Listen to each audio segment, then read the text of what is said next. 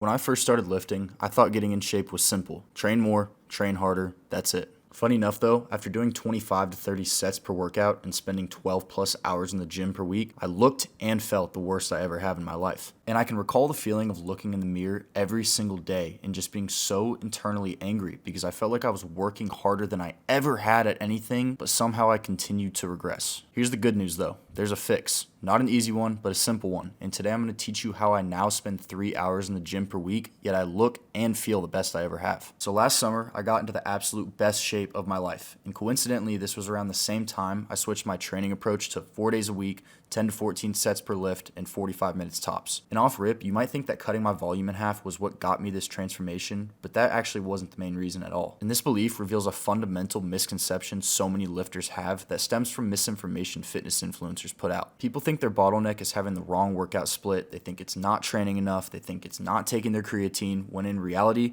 in almost all cases, it comes down to diet and body fat. The transformation you see on the screen was possible because I tracked my calories for 3 months and I lost 25 pounds of body fat while maintaining my strength. It wasn't because I found some magic training hack that 10x my muscle growth. And a big reason why I didn't figure this out for years was because I was so focused with both my time and energy on training that all I was trying to do was outlift and outmuscle having too much body fat. That approach simply doesn't work, especially for naturals. And it's because there's this one principle I always preach in my videos that so many people ignore. If you are not below 15% body fat, you will not have the physique you want. And for a lot of guys, the look they want is really around 12%. This is going to make a lot of people mad, and there's going to be some of you that click off right now because you don't want to hear the truth. But I don't make these videos for fluff. I make them to show y'all what actually works. Dieting is usually way harder than training for most people, especially us Americans. So just like I did, people often choose to just train super hard and frequently because it's easier to spend an hour in the gym 5 times per week than to completely change your eating habits.